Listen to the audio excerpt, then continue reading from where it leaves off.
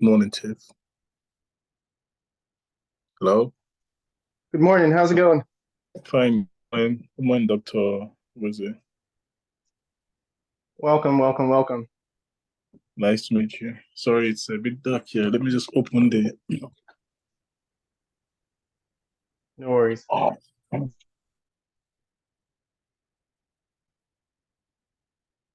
just giving folks a few more minutes to join the conversation. We're going to give them 3 more minutes.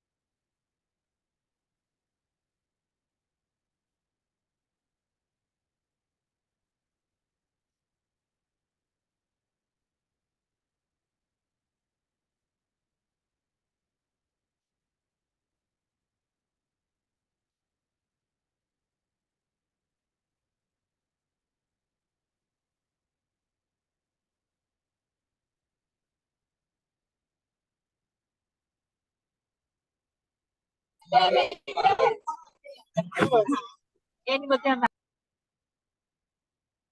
kaya medical.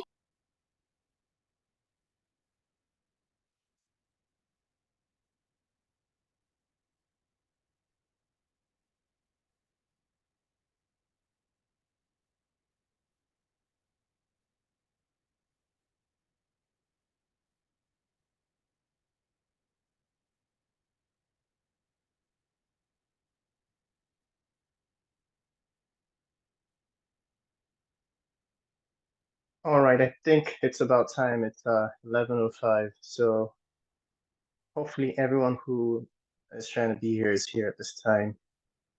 So thank you everybody for being here. Welcome, welcome. Um, I think this conversation is long overdue. Um, a little about what we're expecting to have today. One second, let me just allow a few people in the group.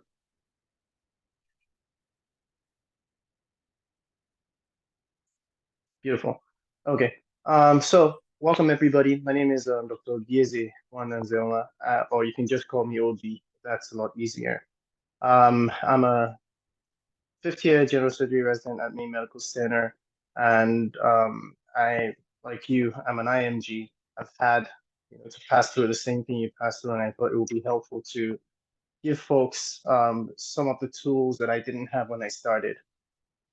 So that's why we're here today. So to start off, this is really in place. Congratulations to everybody.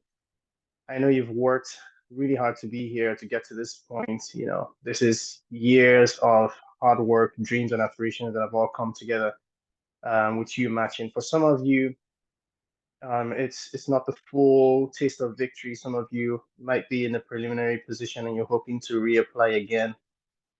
That's still a great position to be in. So congratulations to everybody. Just a little bit about the housekeeping rules.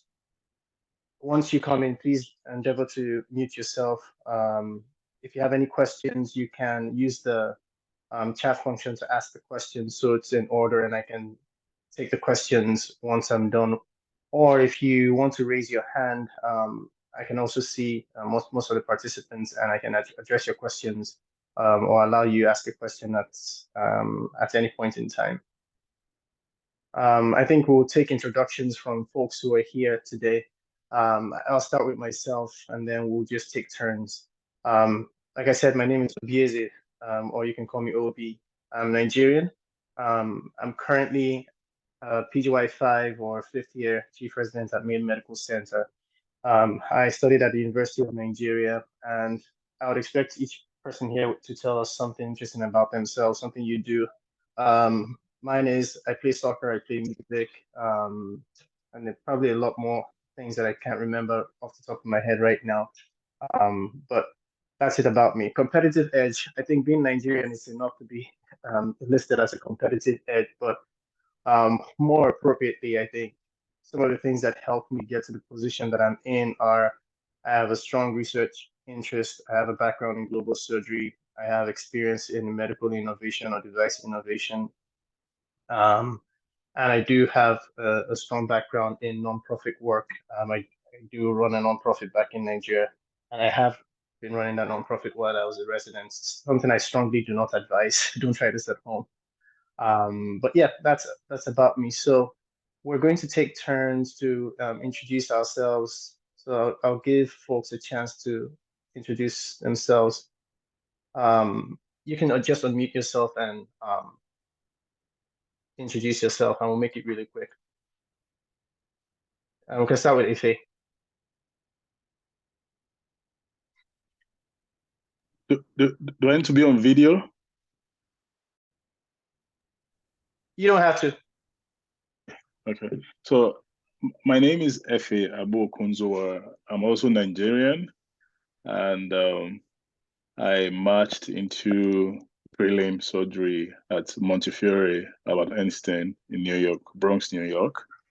And like you, I am currently doing thoracic surgery research at Northwestern, and my research focus is in immunology, thoracic immunology, and immunotherapy for thoracic oncologies like esophageal cancers, lung cancers, Awesome. and outside of work, I play soccer. I like to work out, and I love running too. What Awesome. else do I need to add? Oh no, that's good. That's good enough. Thank you so much. Parrot.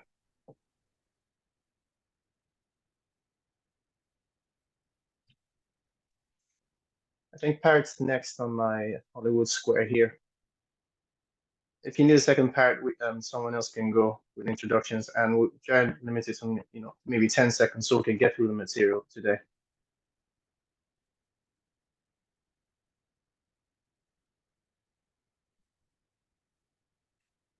Or anybody else who's inspired can introduce themselves, so at least we get to know each other. Hi everyone. I'm Abimbola or Adeji. I'm also Nigerian. I marched into the prelim position at Washington University in St. Louis.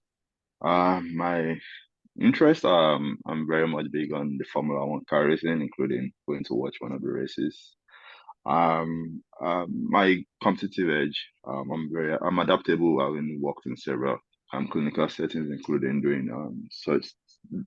I was a PGY3 surgery resident at University of West Indies, Jamaica, and I have great research interest in surgical oncology, especially metastatic colorectal cancer, and also the tumor and chip device, which is geared towards trying to develop a system for testing personalized medicine in cancer patients.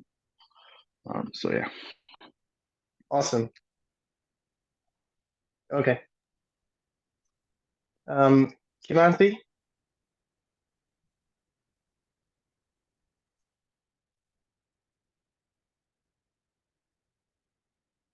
We can move to Fadi if Kimanthi's not available right now.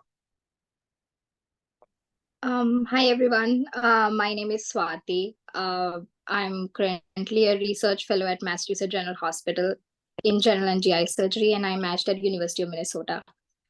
My Awesome. interests are colorectal surgery and surgeonc. And thank you so much for organizing this. Really appreciate it. My pleasure. All right. Next is Chinasa. Good afternoon, everyone. Thank you, Toby, for organizing this. My name is Chinasa. I'm from Nigeria. I'm very interested currently in surgical oncology and global surgery. I'm matched in preliminary general surgery at the University of Miami, Jackson Memorial. Something interesting about me, I love traveling.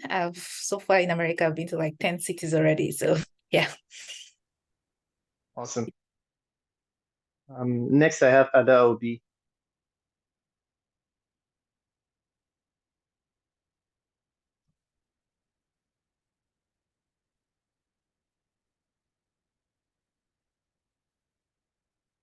If Ada's not available, we can go over to Mike.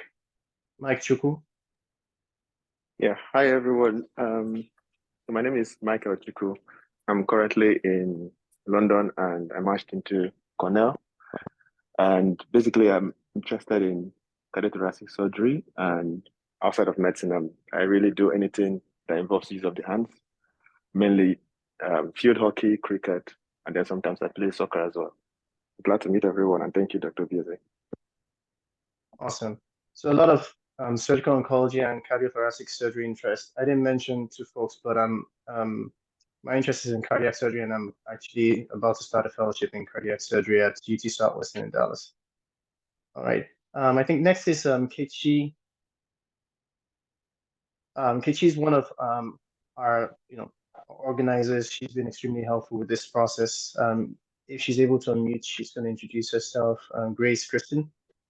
Hi everyone, my name is Kichi Grace, and my name is Grace Kichi Christian, and I'm not a medical doctor, but I'm part of the planning team.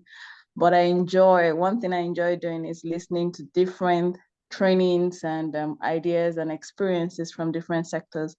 So also like Chinansa mentioned, I'm actually well-traveled, and that's one thing I enjoy doing too. So I would be glad just to be on the background, listening to how all you all have come this far and done so well. So hi, everyone. Okay. Awesome. Abimbola Abiola.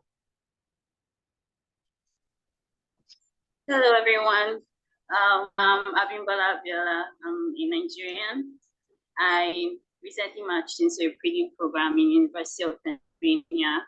I'm currently a general surgery resident in Nigeria. Outside of medicine, I really enjoy Taekwondo. I recently started learning, so I'm into Taekwondo. And then, yes, thank you. Fantastic. I think the last on my list here is Boma Jax. Hi everyone, I'm Boma Jax. I'm Nigerian. I haven't matched yet, but I heard this would be helpful to join regardless. Something interesting. I'm ambidextrous, and I enjoy lifting weights. I'm interested in surgical oncology and pediatric surgery, but my main interest is global surgery. Well, I'm interested in those two on a global scale. I don't know if I have a competitive edge. Maybe being ambidextrous, because I'm able to do both, like everything with both hands. So I think that would be an edge with surgery. Great, that's good. I think being ambidextrous is definitely an asset here. It doesn't come naturally to many of us, and we have to work for. All right, so we'll move forward. I think that's most of the roles that I could identify on the Hollywood Squares. I think some of the things we tend to, struggle with is, as an IMG, you're in a system where you've probably never been before. Some of you may have had an observership or externship in the US, but some of you may never have actually been to the US at all. And if you've never been to a US facility, it's really challenging to understand, what to expect. You just moved yourself maybe from halfway around across the world to this new country. Maybe it's the first time you're in the US. You don't know how you fit into the system. You don't know how it's similar or dissimilar to your prior training. And it can be a little jarring for most people.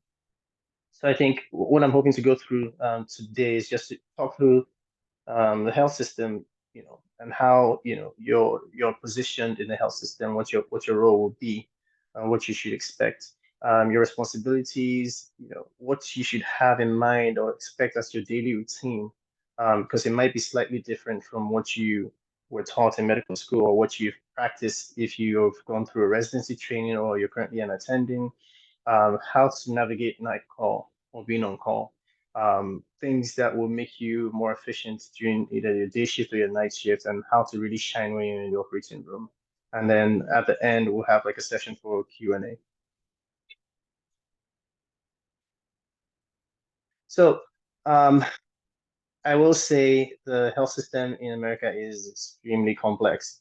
And this is from somebody who has a background in global health and understanding health systems. And it's complex because there's a great degree of freedom or liberty to provide care that the patient wants.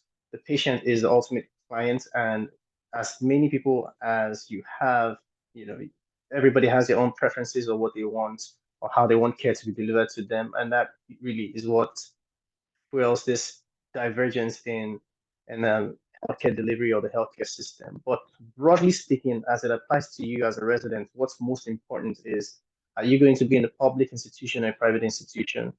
And this really will matter more if you're a fellow or if you're an attending or when you become an attending.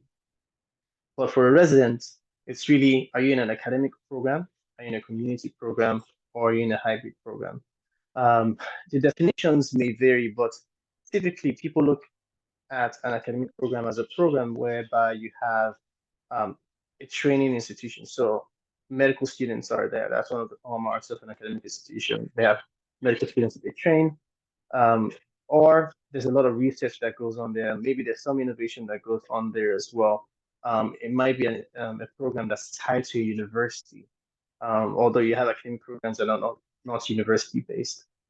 As opposed to a community program, which often it's like a private setting, but they, for some reason, have a residency training program. And you have some, usually in the community programs, there isn't a lot of focus on research. There isn't a mandate that you actually undergo research. Some academic programs like UCSF have it in their curriculum that you have to do 1 or 2 years of research. Community programs do not have that expectation. Or you might be in a hybrid program where there are medical students, but originally it was a community program. You can go out for research if you want to. It's basically, whatever you want. And I actually am in a hybrid type of program. Main Medical Center is a hybrid program.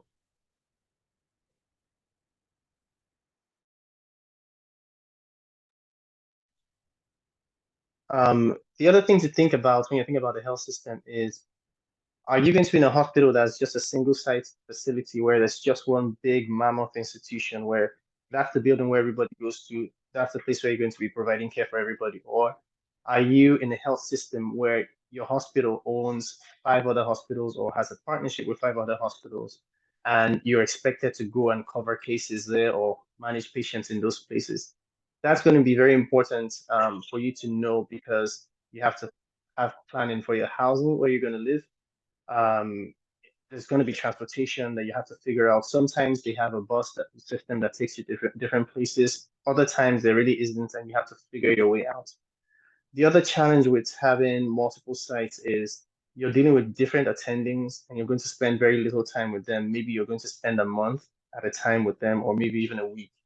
It doesn't really give you time to know them and know their operative preferences or their post-op care or how they like to manage patients. At the same time, they also don't have enough time to know you. So my experience has been that in institutions that have many outside facilities or sister hospitals, it's challenging for the faculty to know the residents. And that creates a problem, especially if you're in a prelim position, because you have 1 year to be known, to make an impact, to make an impression and be memorable to the point that people like you enough to say, hey, I remember that person, I want that person to stay here, or I'm going to write that person a strong letter of recommendation. So that's something you should keep at the back of your mind.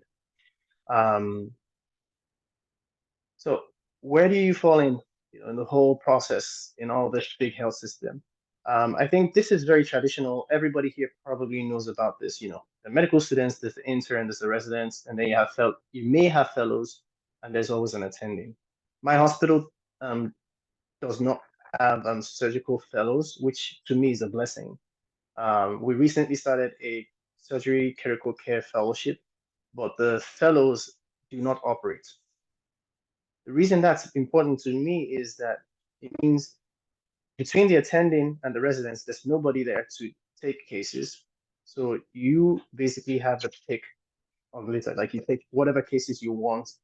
And it's more likely in my hospital that a case is uncovered than it is that there's a case and I can't do a surgery.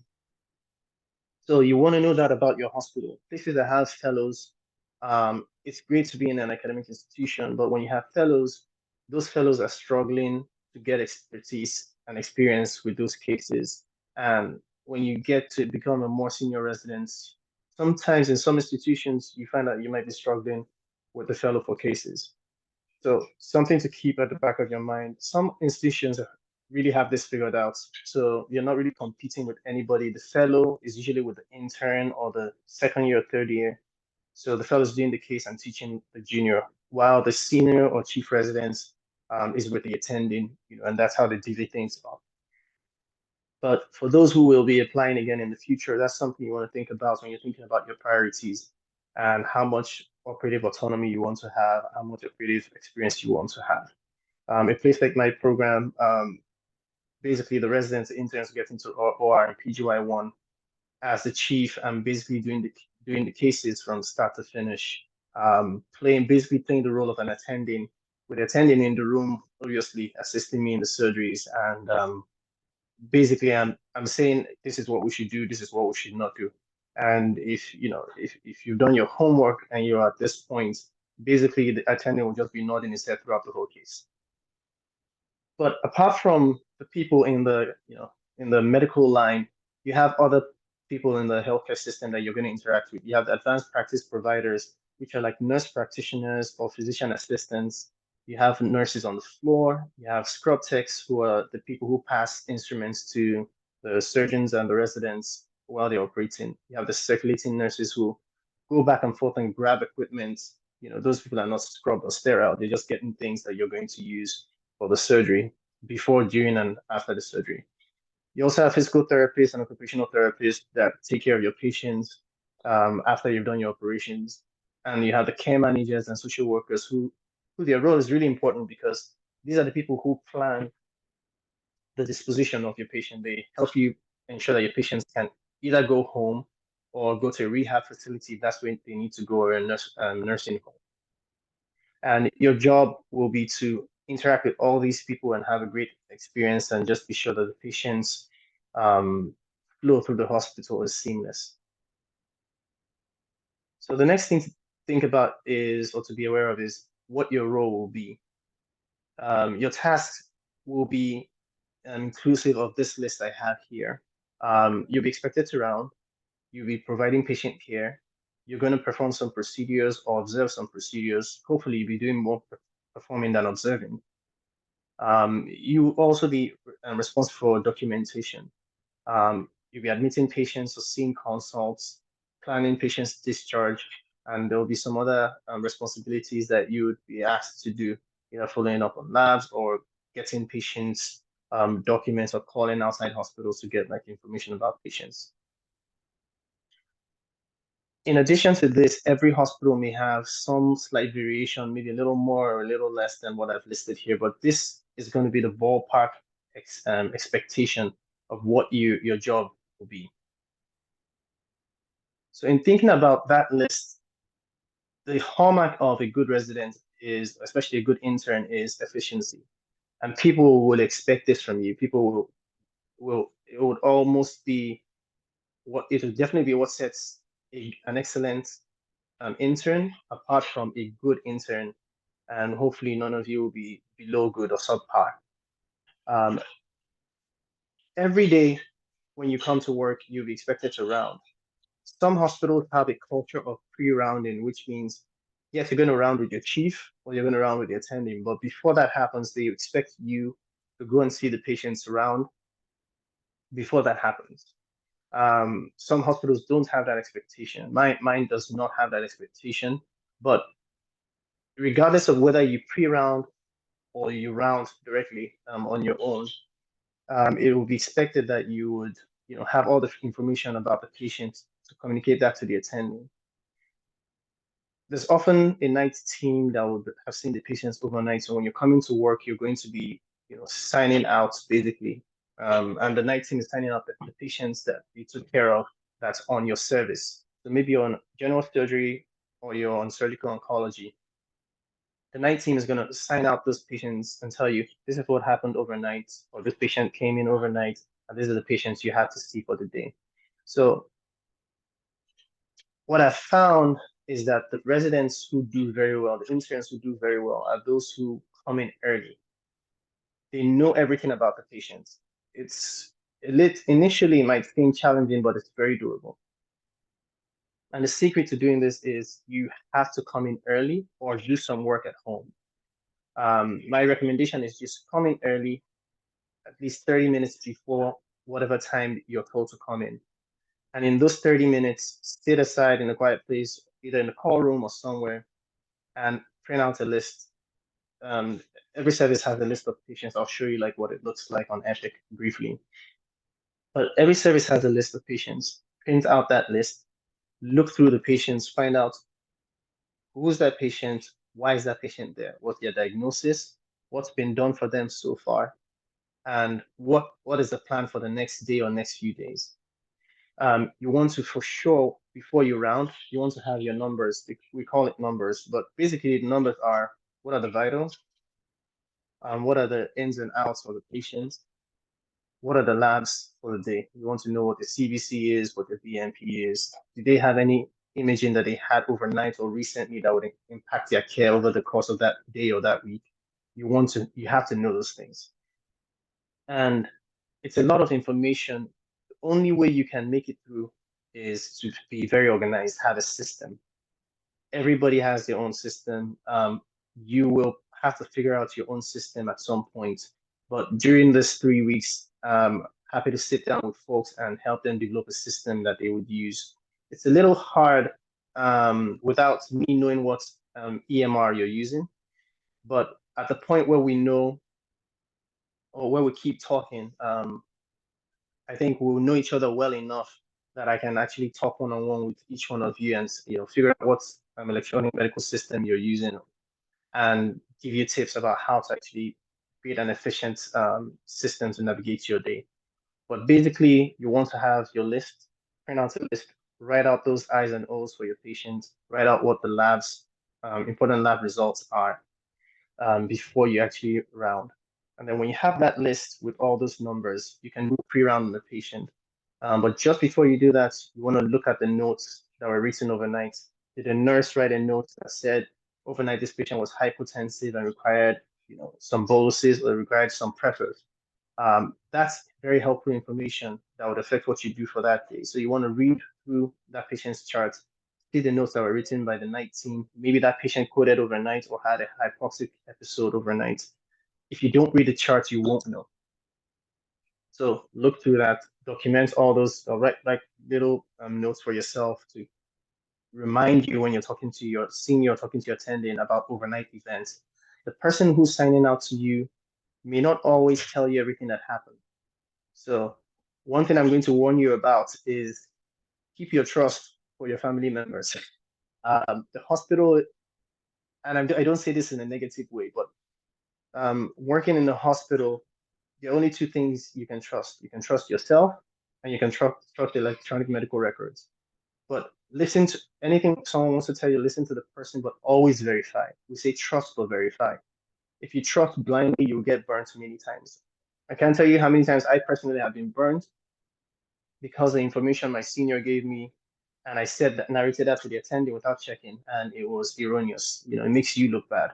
I've had people also co-residents who the same thing has happened to. So listen to whatever anybody tells you, but confirm it before you tell someone else or before you put it in the notes. The other thing you want to do is when you pre-round, you know, you've seen the patients, before you meet your chief, have a plan for that patient. So let's say I see somebody who came in overnight, has acute appendicitis, didn't have an operation overnight for some reason, and that patient has been signed out to me. I know the patient hasn't had their surgery. I'm going to check and see, okay, are they on the right medications? They are. Are they NPO? Have they been prepared for surgery? They are. So my plan for that day, or what I expect to happen to that patient that day, is the patient should have their surgery and hopefully should go home unless the patient has a complication. Let's endeavor to keep ourselves mute if we can. One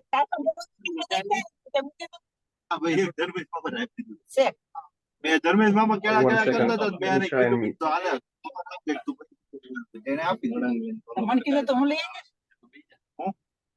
પણ એ એક ખાઈ ગયો ને ત્યાં mummy આખું નથી ખાઈ ગયો નથી ખાઈ ગયો ના ના એમાં એવું થયું બે બટકા ભરે બે ભાગ થઈ ગયા એક બટકું ભાગ નીચે One પડી second, ગયું let me મારા try હાથમાં and રહી mute ગયો એ પડી ગયું everyone. ભરી નથી શકતું એની બીક લાગે આખો એના જગ્યા જ નથી ગયા ઘરે પાકી ગયેલા જ પણ છે બે કેળા એમાં એ જ મેં લઈ લીધું હતું મેં તો એના હાથમાં મારા પાસે Okay, sorry about that.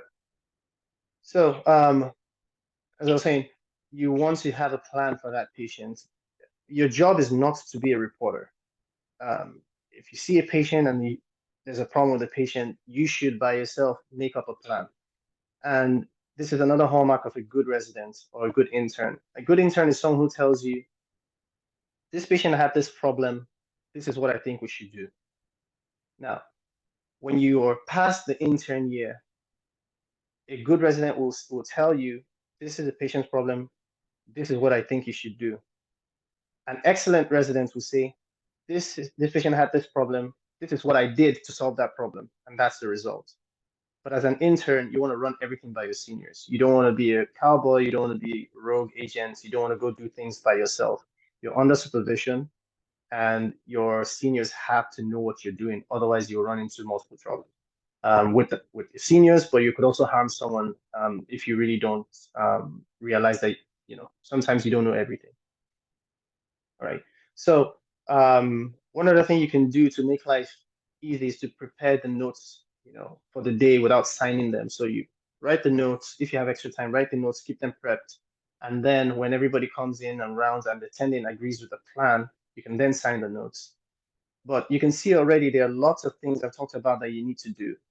And the best way to keep track of things is to have a checklist, you know, and that's why, you know, in preparing these slides, I have this little boxes here, you know. If you're looking at a patient, maybe that's the patient that has acute appendicitis that we talked about, and the patient hasn't had labs for that day, you know, my to-do list will be order CVC, order BNP, perform appendectomy, do a post-op check. Those are the 4 things I want to do for that patient. We have a saying in surgery that, or actually in medicine, that there are 2 types of interns. People who write everything versus people who forget to do everything. Because if you don't write it down, it's extremely hard to remember. There's so many things that you're going to be dealing with. You're going to have residents who have expectations of you, attendings who have expectations of you, the nurses are going to be paging you.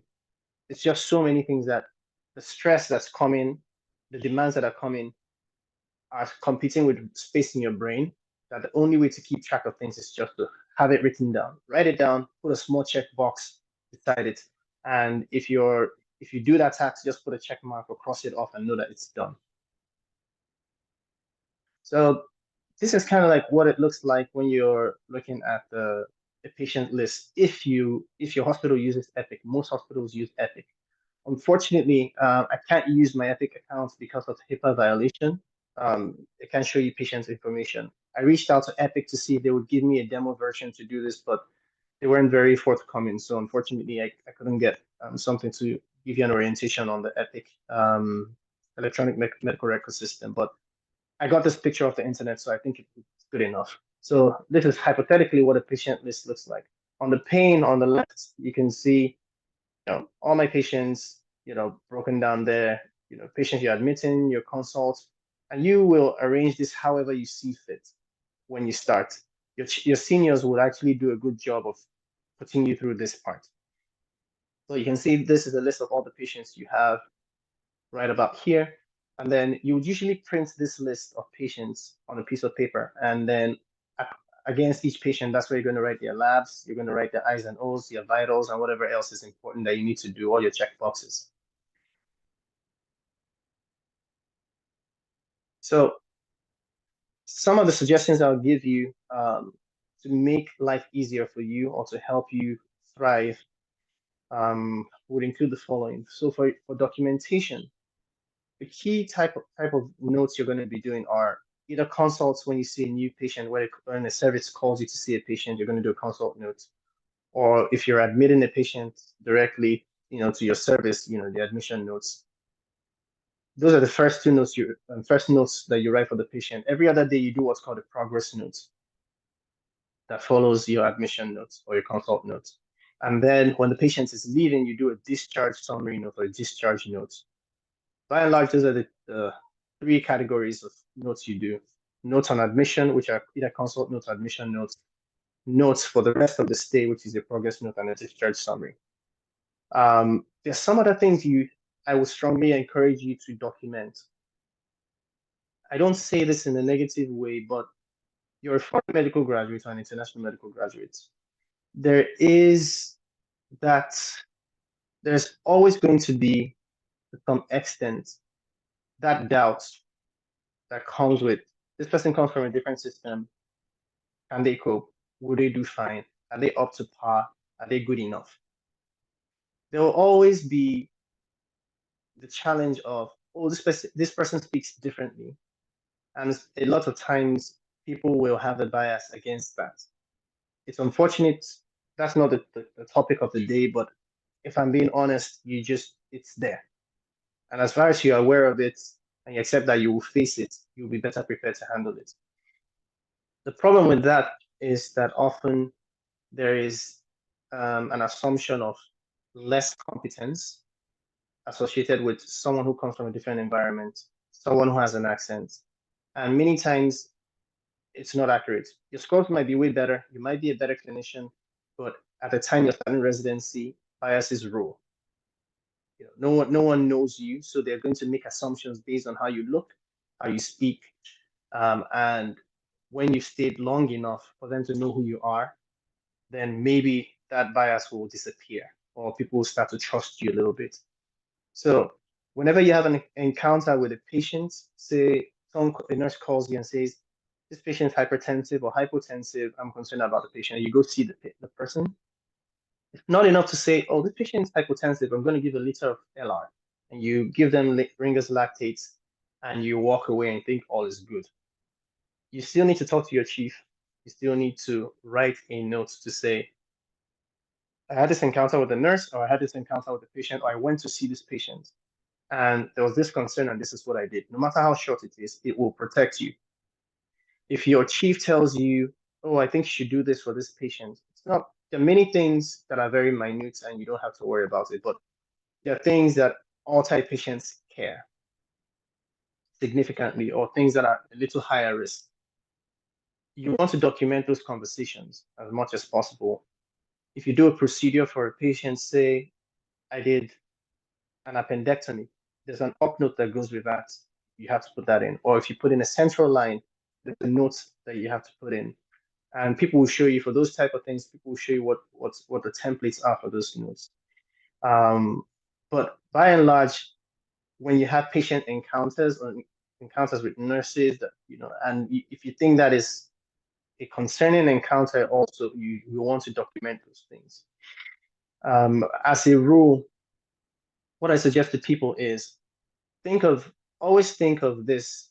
If I was standing in court in front of a judge and he was asking me questions, did you see this patient? Did you do this? Did you do that? What notes would I have in place that would save me?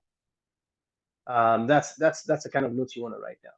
So I have written down here defensive documentation. You don't have to be excessive about it. You don't have to write every single thing, but keep it at the back of your mind that occasionally there are some encounters that are a little tricky. A chief of mine once put in a discharge summary instructions about anticoagulation because the patient was supposed to start their Eliquis or apixaban, and there's an increased bleeding risk with that.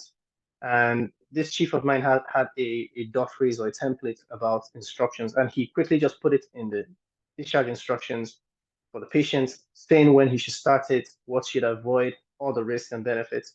The patient left. The patient came in about 3 weeks later and had a stroke or bled. There was a lawsuit that came out of that. What saved the hospital, what saved the attending, and the intern was that documentation. Because the question was, did you explain to the person the risk of bleeding? Yes or no? And if the answer is yes, and you don't have any documentation, it means nothing. But if you have documentation that shows that you actually communicated it to the patient, then no one's going to hold you accountable. Now, for most things, no one's going to sue a resident. Bear in mind, no one will sue a resident directly because you're under supervision. It's usually it's the attendant that will be sued. But the problem is sometimes you can get named in a lawsuit, and that can have its own challenges. This is not to inspire, excuse me, or instill fear in you, but I just want you to know how the American system works. Many of you might be coming from a system where there is the assumption of goodwill on the part of the physician, which is people rarely ever sue a doctor in the countries where you're coming from because they trust that you are out to help them. A doctor is God or a doctor is king, if I may use those terms, and a doctor is a benevolent person in most other places. Here, it's a slightly different relationship, so you want to keep that in mind. One key thing that will help you to be efficient, though, is to have templates. There are templates for notes, which are basically things that everybody has and uses. And basically, if you have a template, all you're doing is just filling in a few lines rather than typing the notes from scratch. This is something that I was not told when I started residency. And the very first note I tried to write everything from scratch. It was a pain. It was a nightmare until someone then showed me a couple days after what it was. So you want to be sure that you have the note templates. There are things that they call dot phrases on Epic, and they're called dot phrases. And it's really a template that it's almost like you're writing a line of code. If I write dot, for example, dot up note appendicitis can be the dot phrase that my hospital uses. If I put that in, it just gives me the template for how to write an up note for appendectomy. And then I just fill in a few lines. It just makes life infinitely easier. I will say within the first week of your arrival at your program or starting clinical work, be sure that you get as many dot phrases as you can. Whenever you get to each service or transition to a new service, ask your chief, what are the dot phrases for this service? What are the things I need for this service? It will help you make your life infinitely easier. There are also dot phrases and templates for consult notes and admission notes that every hospital will have. But importantly, when you're seeing a consult or asked to see a consult, the surgery residency is often a high pressure environment, and the seniors that you have may not always be very patient, may not always be very benevolent, and sometimes they might have very tough expectations of you. They might expect that you see a consult and do a note in 10 minutes, which I do not expect anybody who's an intern to do. It's unrealistic. Some places will put that on you. But it's reasonable to expect you to see a consult. Just seeing the patient getting the history in 10 minutes, that's very reasonable. So in order to be able to do that well, you also have to be prepared. So for example, if I asked you to go see a consult for appendicitis, you should know the questions you're going to ask that patient. You should know the physical signs you're expected to elicit from that patient. And you should know what the plan should be. You're going to put them on antibiotics. You should know which antibiotics you want to start. But having it in such a way that, in your mind, in such a way that you can easily ask the patient that question. For example, if I saw a patient right now and it's appendicitis, I'm saying, okay, what brings you here? It's pain. Where did it start? When did it start? How bad is it on a scale of 1 to 10? Do you have pain anywhere else? And then I start reviewing on other associated symptoms, nausea, vomiting, fevers and chills. Do you have any shortness of breath? Any signs of sepsis or systemic illness? You want to ask those questions. Like, as quickly as I'm thinking about them is often how quickly you're asking the questions. And having a template or a mnemonic or whatever it is you want to use to be sure that you know what you're asking or what you're supposed to ask will make that conversation seamless. And then doing a quick physical examination. If you're able to do all that in 10 minutes and report to your chief within that time, most people will be impressed. 10, 15 minutes is reasonable for an intern. Most people will be impressed. And then the next part is writing your notes. Notes may take time, especially if you come from a system where you did not use an electronic medical record, but it gets better. You'll be fine. I don't want anybody here to worry too much about using an electronic medical record or typing notes. You'll be fine. Many of us who went through this did not use an EMR in medical school, and we've made it through. You will be fine.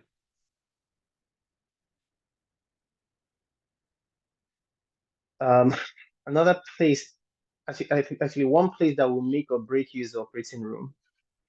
Often they call surgeries cases. So if I say cases, I'm referring to like a surgical case. So bear in mind, that's what I'm referring to.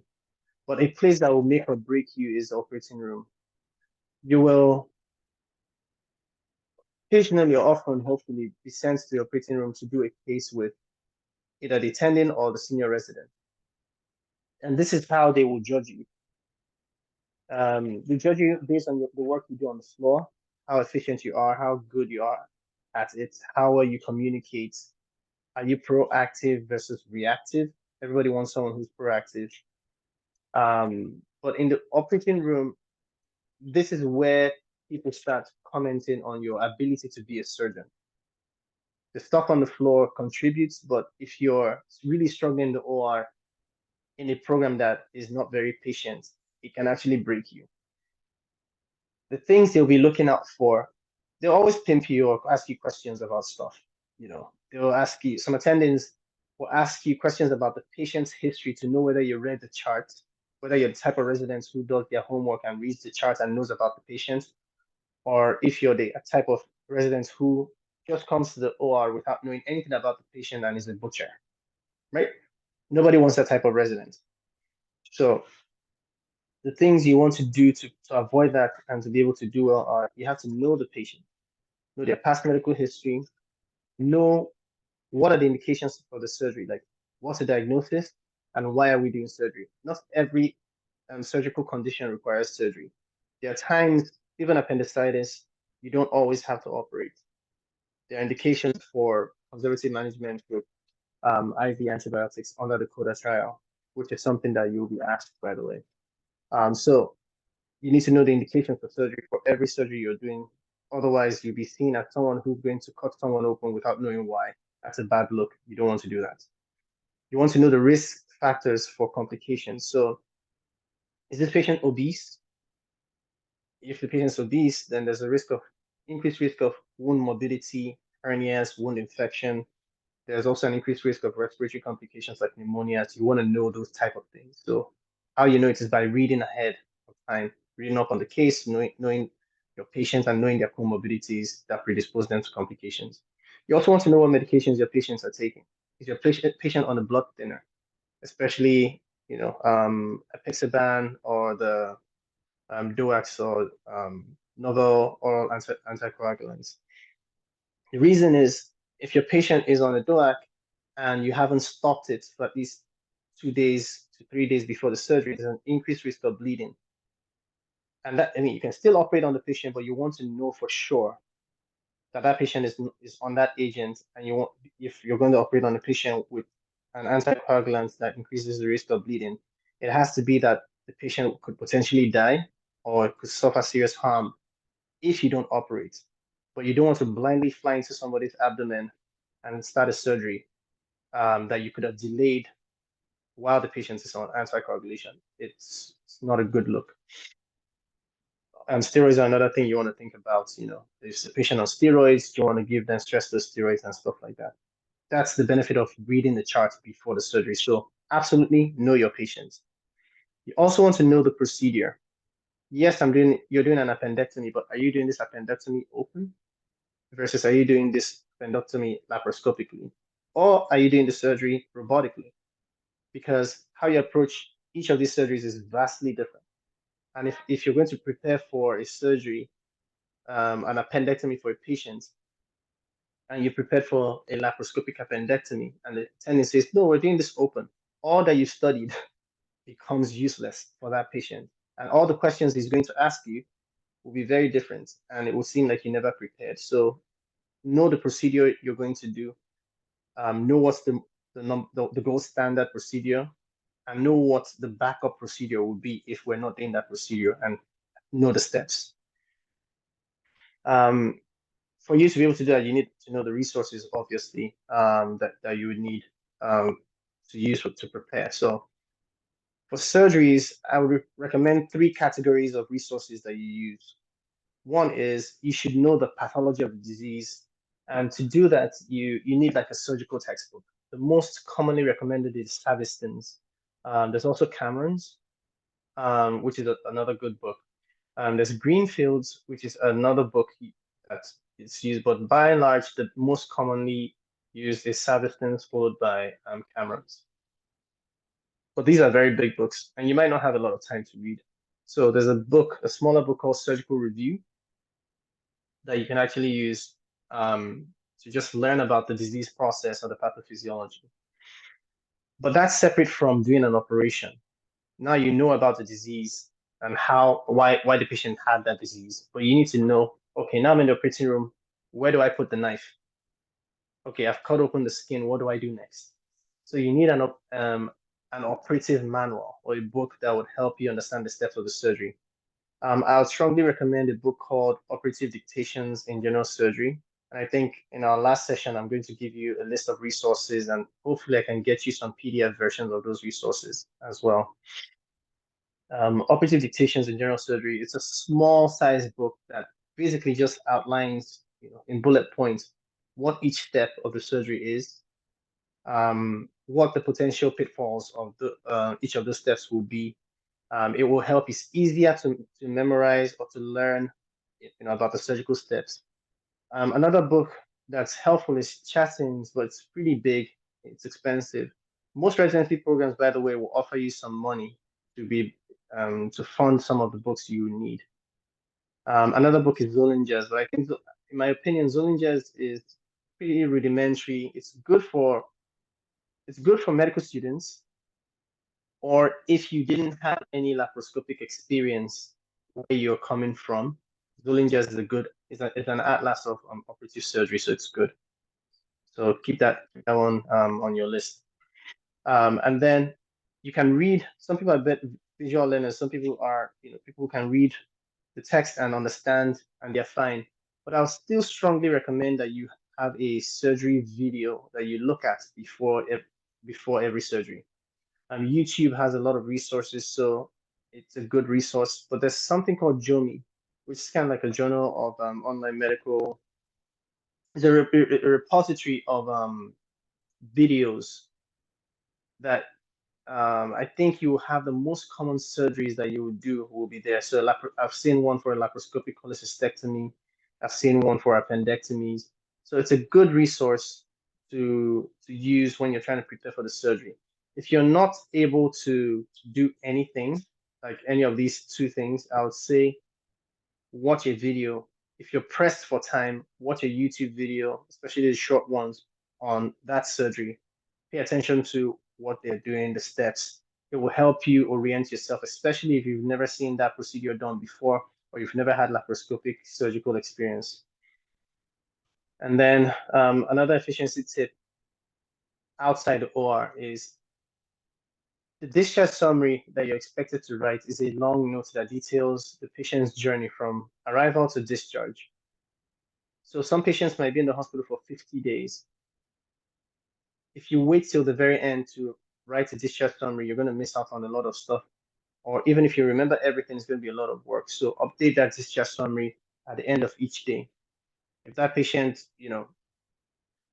today had a CT scan that showed an abscess, even though you put it in your progress note, go to the discharge summary and just say, on hospital day 10, an abscess was noted on CT scan, and then you move on to the next thing. So how to shine in the OR, it's something that it would really, really set you up for success, either in the same program if you're advancing to PGY2, or in a different program, or even when people want to write a strong letter of recommendation for you as a prelim going to reapply. And if there's anything you will take away from today, this is it here. Always be prepared. Never go to the OR blind. You might be a genius, you might be the smartest person in the world, but when you're not prepared in the OR, it shows. People know. So always prepare. Read, do the things that I talked about before. Know the patient, know the surgery, know the steps, know the complications. And then arrive the OR before you're attending. It's still the same culture as in many countries where the attending is a god, quote unquote. Most programs, or some programs, are actually nicer. My program is it's not a malignant program at all. But some programs out there are still old-fashioned or old school and have like a malignant or toxic culture. An attending should not get to the room before you. An attending should not have the patient prepped before you get to the room. So you want to get to the room before the attending, help move the patient to the table, position them, prep, drape, and be ready for the attending to just show up, scrub, and join you for the case. The problem is you might never have draped in your life. You may never have prepped the patient before. So this is where your interaction with the OR staff is important. So if you come to the OR early, introduce yourself to the staff. Always introduce yourself anytime you get into a new room. Tell them who you are. You're an intern. Ask for help. Don't feel like it's a shameful thing to show that you don't know. Because if you don't know, people will realize it sooner or later. If you hide it, it's going to show. If you don't know something, you really don't know it. So talk to the OR circulating nurse or people around, like, hey, I've never worked with this surgeon. How does he like to prep? How does he like to position the patient? I've never done this before. If you ask questions, if you are humble, people will show you the way, and people will more people will like you than you actually realize. But more importantly, it will make you look good in front of the attending. If you can, try and discuss the case with the attending before you get into the OR. For routine cases like APIs and COLIs, after a few operations, you should be fine. You wouldn't have to or need to do that. But if you can, and you see the attending before you start, you can just say, "Oh, how do you like to do these?" before you get to the OR. And that shows initiative, that shows you're interested in learning the attendance technique. Some of them will be like, I'll show you when we're in the OR, and that's fine. And some will tell you what they do, but at least approach them before you get into the OR. Be sure you know the anatomy. That's the easiest question that they will ask you. The next question will be the steps of the surgery. They would rarely ask you about instruments, but you need to know the instruments and their names to know what to ask for. If you need a cochlear clamp, you need to know what the cochlear clamp is to know when to use it, and you need to know the name in order to ask for it. I had an attendant who says people get equipment in my OR. You will only get equipment that you ask for. So if you don't know the name of the equipment, you can't really say what you want. That means you're not going to get anything for the whole case, right? Now that's an extreme exaggeration of what he meant, but basically, if you don't know an accent forceps, you can't ask for it. You can say I want forceps, but he'll still harass you and be like, you don't know the name and stuff like that. Medical students here in the US have a lot of experience and exposure to the OR. And they've also had a lot of practice with suturing and knot tying. So when you're coming as an intern, the expectation is that you know how to tie a knot, you know how to suture. And I think next week we're doing some practice just to walk you through how to do these things, some of these things. It's virtual, so it's going to be limited, and I apologize for that. But at least it's going to be a primer on what you should do or how to do things, and we'll give you some additional resources that you can, watch or use when we're done with the session next week. But it is not a good look when you have an intern who's struggling to suture or tie knots, because that's like the most basic thing you'll be asked to do in the OR. And as it goes in the OR, the more things you do, the more things you're given. If they give you a task and you do it well, they'll give you something else. They'll give you something else, and you find out you're doing more of the case than your colleagues. Always listen to what people say, follow instructions. Sometimes people get buried or lost in their own thoughts where I think I want to do this and I want to do this and I want to do this, but the attendant is like, no, cut here, cut here, cut here. And if you keep doing something that's not what the attendant is saying, he's going to take that instrument from you, and that's probably the end of the operation for you. You're just going to watch the rest of the case. So always listen, follow instructions. That doesn't mean you should not have your own initiative. That doesn't mean you should lose your confidence. The OR is, in many hospitals, it can be a toxic environment. I'm going to be very honest. And as life has it, whenever there's a microaggression or overt aggression, the people who are most likely to be victims of that microaggression or aggression will be people who are different from the person who is exhibiting that microaggression, or people who are most vulnerable. And these are all good words for you. Basically, you are the person who's different. You're the foreign grad. You're the person with an accent. You're the person from a different country. You're the person who's not known. You're the person who probably didn't rotate in that hospital. And you may unfortunately be a victim to those things. Let it roll off your back. Just keep your head down. Just do your job. The most beautiful thing about surgery is cream always rises to the top. If you're good at what you do, especially in the OR, people cannot refute it. People will not. It will just be obvious, and you will keep advancing. You might see or experience microaggressions. I will be honest with you, those things happen, but they get better as time goes on. And I think as we continue to chat with each other, we'll be able to set you up with a mechanism or a way to navigate those difficult conversations. The night float or the night shift is very different from the day shift. Every hospital has their own system, but there are broadly two types of night hall that you will have. Some hospitals have a system where there's a night float team. What night float means is that just like you have a team for your day shift, like a team covering surgical oncology, a team covering pediatric surgery and general surgery, you have a team that just is a night team. In my hospital, we have a night float system where you have 4 residents. One is in the ICU. The other is the chief or the most senior resident, usually a 4th year or 5th year. And then there's a consult resident who sees consult and runs the traumas. And there's the intern who holds the pages for most of the services. And those are like the primary and secondary assessment for trauma. In the night flow system, like my hospital, the night team comes in Sunday through Friday. They come in at 6 p.m., and they take sign out and they leave at 5:36. So their job is almost like a day shift, but you're just doing a night shift. That's different from a hospital that does either Q3, Q4, Q5, or Q whatever call. In that type of system, you finish your day shift, and then you continue and work into the night, and you do a 24. And the next day, your post call. You may or may not work during your post call shift. What you do for call is completely dependent on your hospital.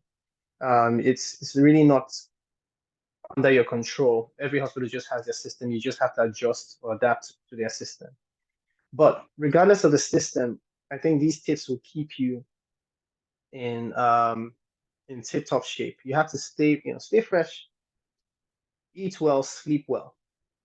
There is no hero in this system. Your body is not, you're not a machine. Even machines actually have times that they shut down. Some people think, oh, I'm strong, I'm resilient, I work really hard, I can power through. And they do this thing where they don't really sleep to prepare for their night call. They don't really sleep after their call. And I can tell you that a sleep-deprived person is more dangerous than a tipsy or intoxicated person. So be sure you're well rested. Don't compromise your judgment by not resting well or not eating well. Also, when you're on call, I found that the residents who excel are those who anticipate and prepare for scenarios. You're going to be dealing with traumas. For example, if you're prepared, you will know, you'll be thinking about, maybe I'm going to get a stab wound. If I have a stab wound, what am I expected to do for that patient? You're thinking ahead and anticipating. You have all the equipment like the dressings for the patients that you're going to use. You know where the suture materials are in your hospital. You know where the suture cart is. That's all part of being prepared.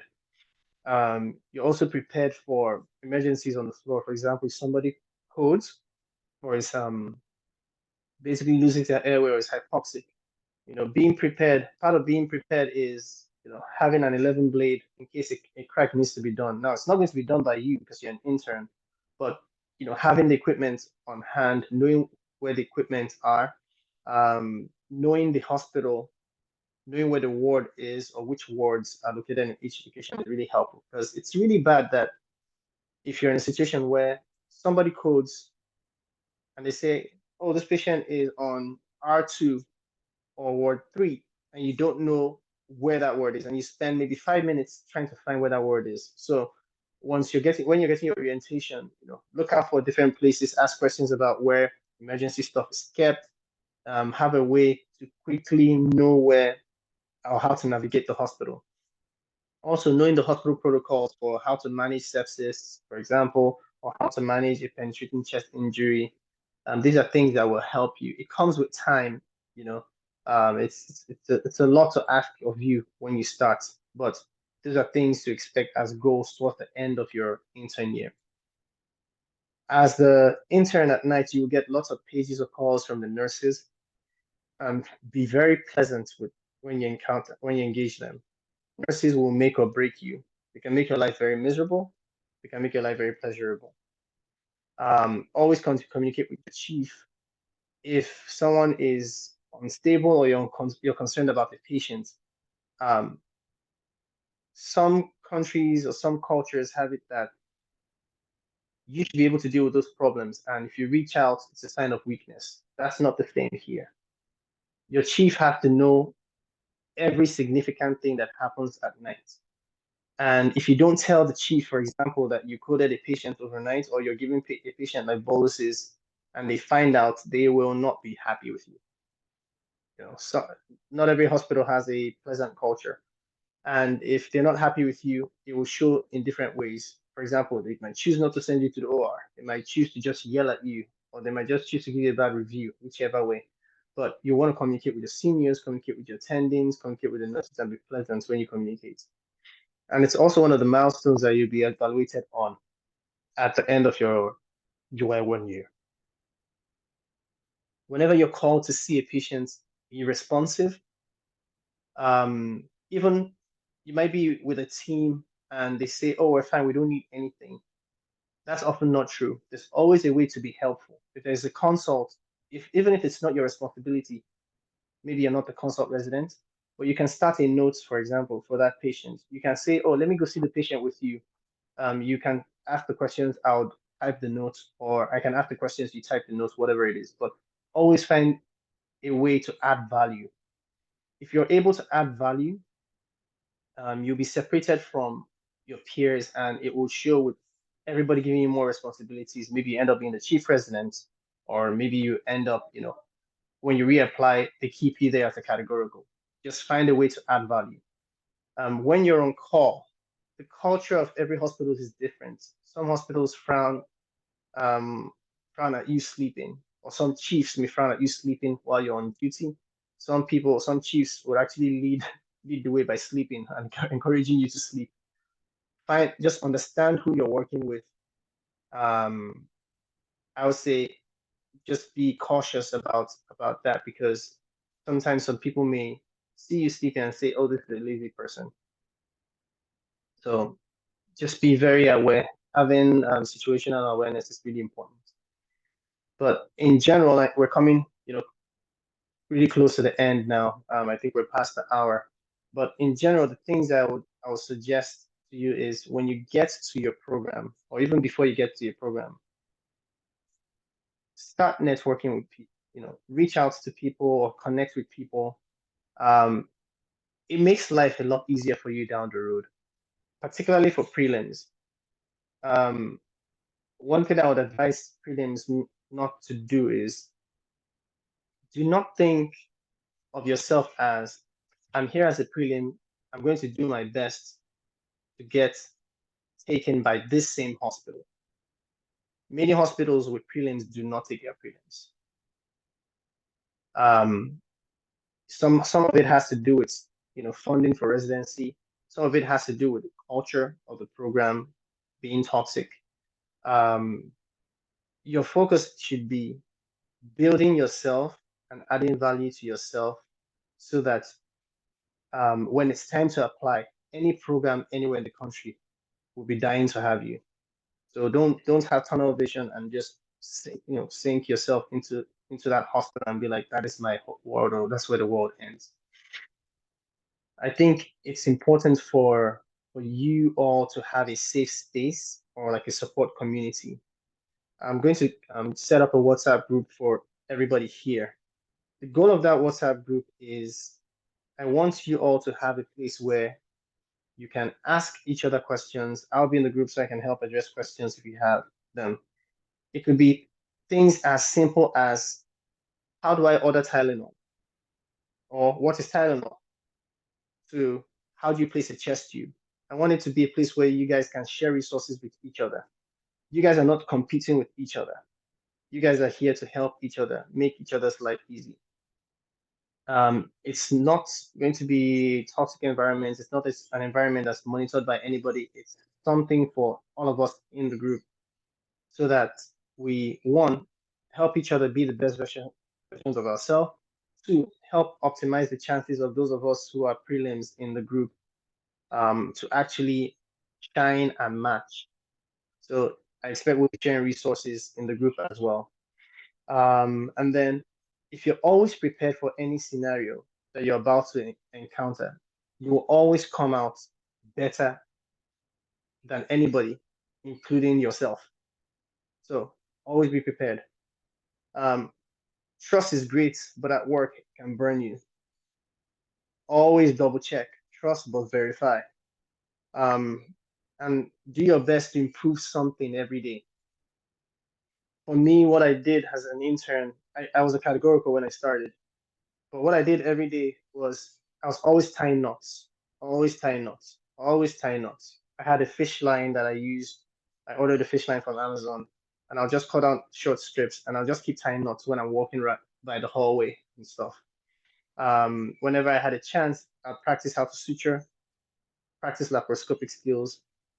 Or it could just be that you say, every day I read 2 pages from Savistins or something, but every day ensure that you do something to improve. Your technical skills matter, because you'll be judged by them. So be sure you do that. There is an examination called the ASCITE. It's the American Board of Surgery in service training exam.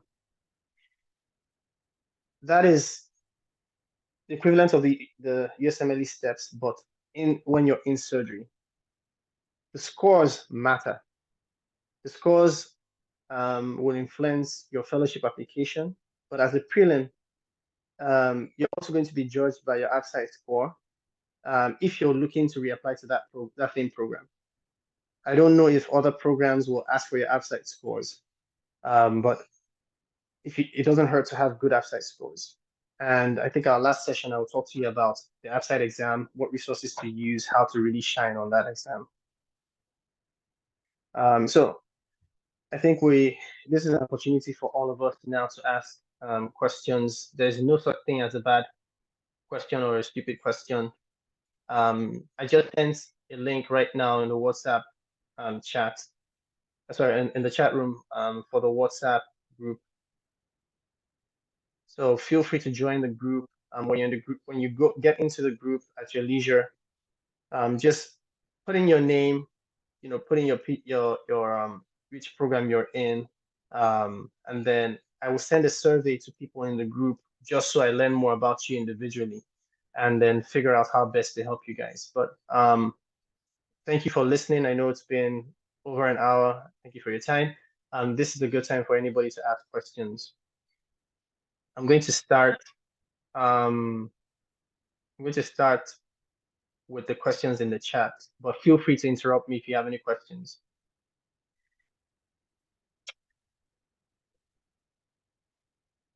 The first question I have is, okay, I see Kimanthi's here. Kenyan, studied at Sunny Downstate, starting at University of Maryland. Really good program, congrats.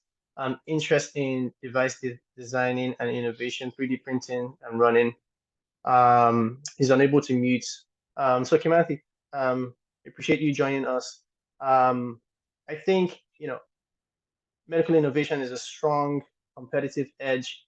I'm happy to talk to you about, your interest or journey. I have some experience in medical device innovation. I'm willing to share whatever resources I have as well.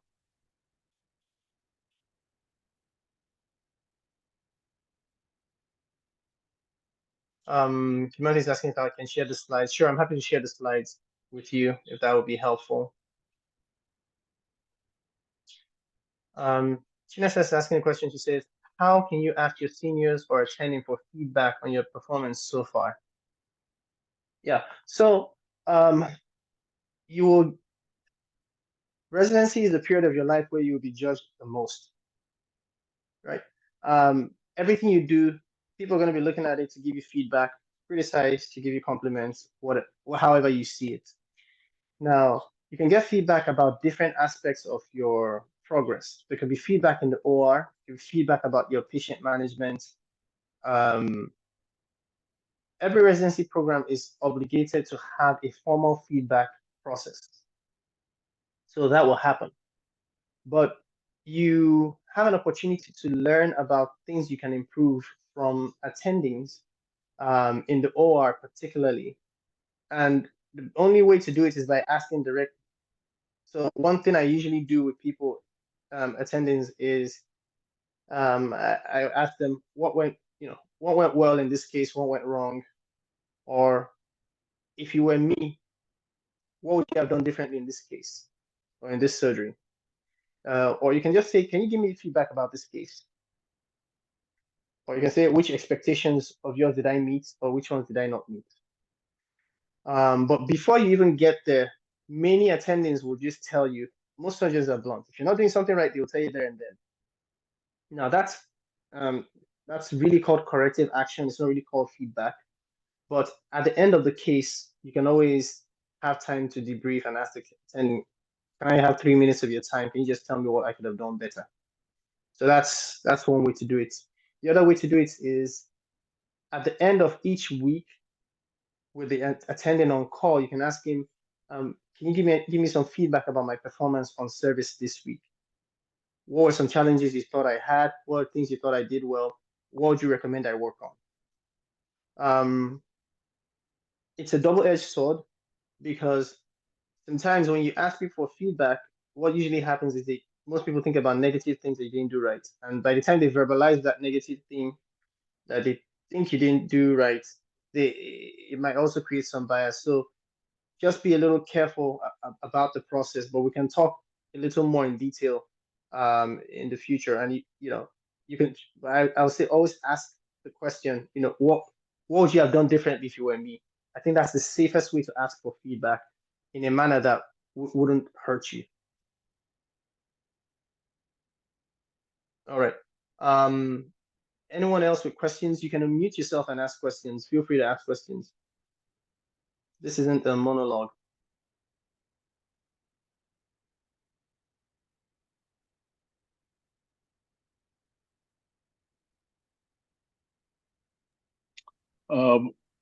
Thank you so much, Dr.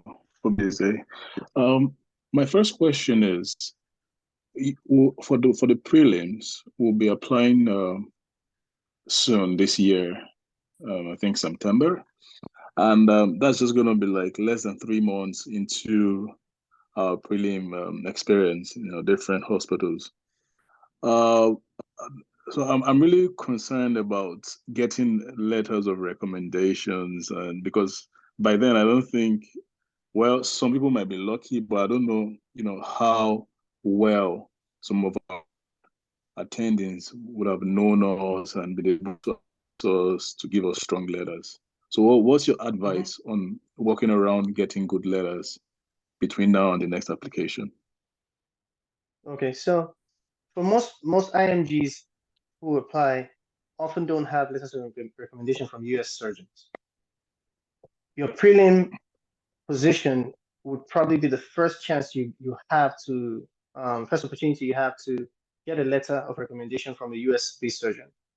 Usually, every program would expect a letter from your program director.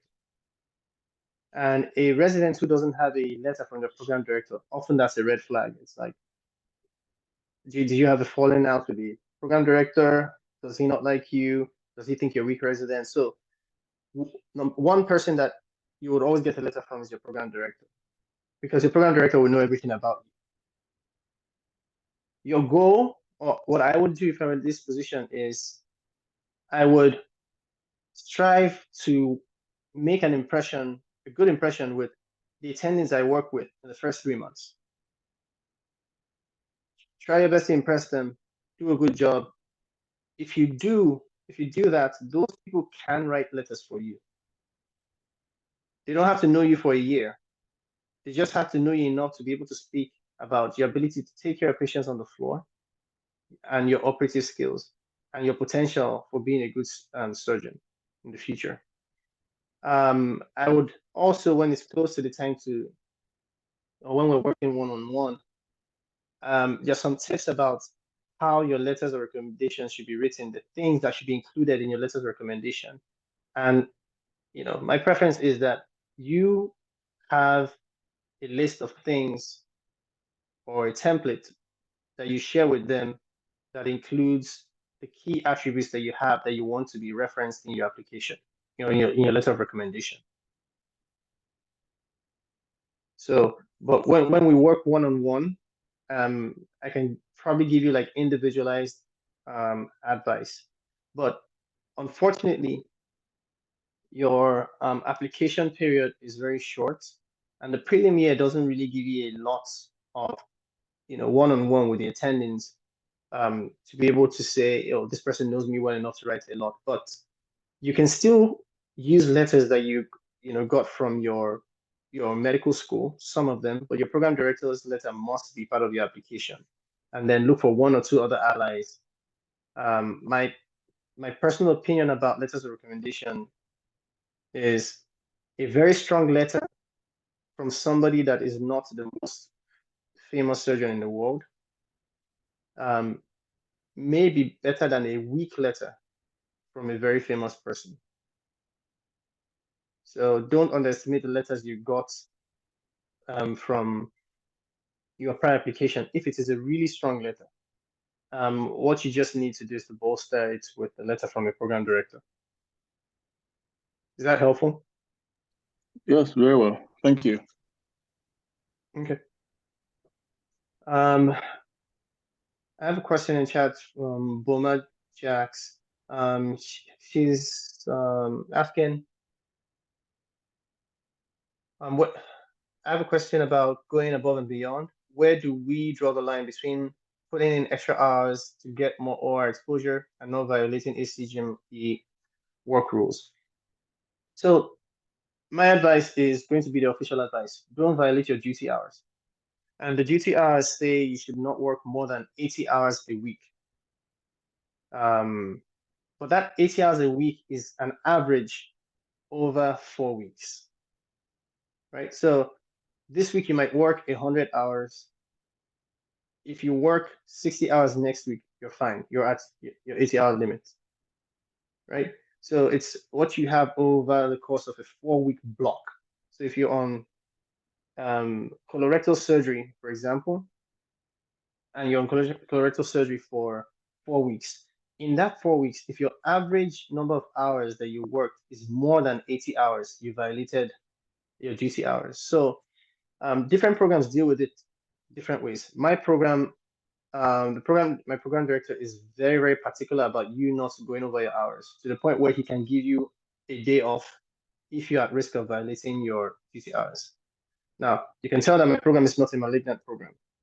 There are programs where they literally tell you to lie, with, in so many words. You can easily tell by seeing what your seniors do and how they work. If your seniors are often staying back when they're not on call just to do some cases and stuff like that, it's often, and they're doing it very often, it's often not a good sign. I find that to be the case in hospitals that have fellows with, and the seniors don't really get a lot of operative experience, and they're now trying to compensate for it by staying back. It's a very difficult thing to navigate. There's a fine line, but look, my recommendation will be, if you're not in a program that's like mine, where it's clear cuts that you won't violate this duty hours, what I would recommend you do is ask your seniors if you want to stay back, if you want to stay behind because of the case as an intern, because it's a really interesting case, and it's a case that you might not see in a while. Talk to your senior about it and say, hey, I'd like to stay for this case. What do you recommend? Is it okay if I stay? If the senior is like, okay, yes, stay, then that's fine. If the senior is like, no, you should not violate your hours, then you should not. The other thing you can do is you can choose to stay longer for a particular day, but don't make it a habit, because it's when you make it a habit that your duty hours will become so high that you're at risk of violating it. I had a resident who would always be like, oh, I want to stay for a junior who I want to stay for every case. Oh, this is interesting. And then the person was also not being very efficient because they were staying back. Like during the day, they weren't efficient with doing their notes and stuff. And they were staying extra 3 hours every day, 2 to 3 hours every day to finish their notes by like 8 p.m., sometimes 9 p.m. Or they just, lay around the hospital and like, oh, I don't have anything to do at home. I just want to hang out. But they started suffering because they were coming to work late the next day. And that's not a good look, because you're not really taking care of business. You should take care of your primary responsibility before you start doing extra. So there are pros and cons to doing that. I think what's most important is that you show initiative and that you indicate interest and an eagerness to learn. Those are the core principles you want to demonstrate. There are very few cases or surgeries that you will not get to see more than once. So I don't think, for example, if there's an X-lab for a bowel perforation, it's great for you to see it, but you're going to see a good number of bowel perforations in your residency. So as an intern, don't kill yourself to see that case. You're going to see appendectomies, The problem people face is when they're in a program that doesn't let them operate a lot, then to make up for it, they stay back on the night shift so they can actually see a surgery because their chief never sent them to the OR during the day. Boma, does that answer your question?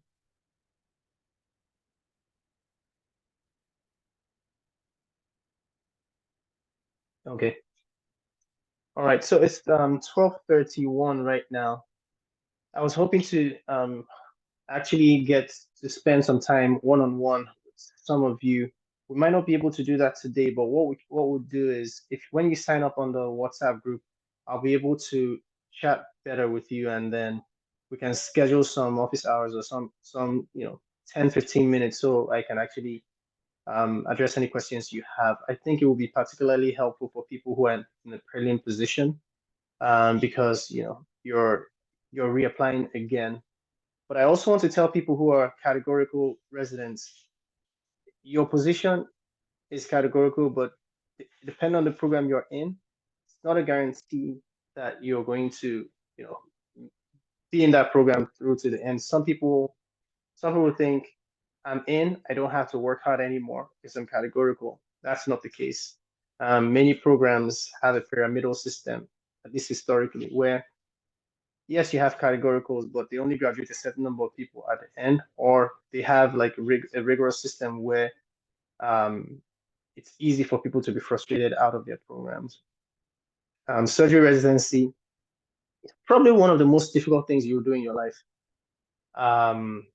The way to navigate it is just having a good support system, being systematic on what's the word I'm looking for? Methodic about how you approach everything.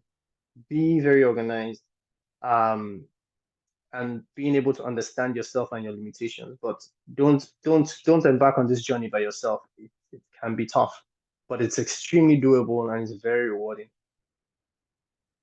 All right, so I don't think we have any questions. I don't see anybody raising their hands right now. I pasted the link to the WhatsApp group. Feel free to join the group, and then we'll chat more on the group. But if there's no other question, I think we can all disperse, and hopefully we'll meet next week. I have an attendant in my program who has volunteered to share some of his time next week. His name is Dr. Lee Halligan. As you know, it's very difficult to get the surgeon's commitment and time to be volunteered for things like this. But he's willing to spend time with us next week. So if he's still available, he'll walk us through technical skills, laparoscopy, and ways to sharpen that competitive edge of yours in the OR. Okay. All right. Thanks, everybody. It was nice meeting all of you, and I hope to learn more about you guys in the future. Thank you so much. Thank you so much. Thank you. No worries. Bye.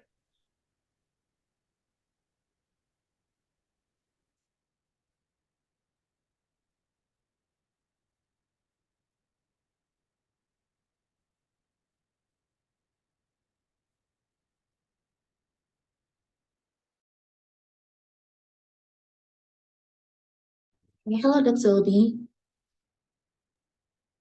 Hi, Patricia. How's it going? Yeah, it's good. So, I'm not a surgical resident or intern yet, but I really enjoyed this session, and I know the whole WhatsApp group is for those who have like prelim or categorical positions. But I also heard that you said you'll be sharing some resources about some surgical cases and how to go about the procedures and stuff like that, which I'm very much interested. Permission, if you don't mind, could I join the group even though I don't like qualify for it? Yeah. Sure. Are you when are you applying? So 2025. Or where are you? Say that again. I just finished med school from Ghana, and I plan to apply for the 2025 March. Okay. I might be organizing something separate that will help you, like people in your position, like people who are future applicants for surgery. That might be more helpful for you. Would you prefer to participate in that? Yeah, I think I would like that. But also wanted like access to the surgical books that you're talking about. So, Sure. Sure. yeah. I can definitely make those things available to you. That's not a problem at all. Do you have Okay. my Twitter handle? Yes, I do. I'm pretty sure I follow you on Twitter. Okay. So here's what you can do. Send me a message on Twitter. Let me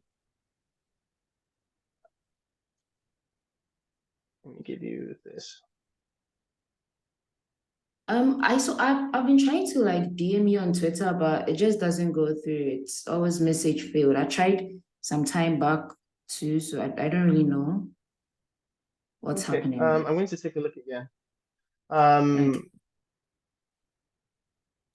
So shoot me a message on WhatsApp, and then we can take it from there. I'll go take a look on Twitter and see why. It's not working. Okay, sure. All right. Thank you so much. That's been so helpful. Okay. No worries. All right. Okay, bye. All right then. Bye. Okay.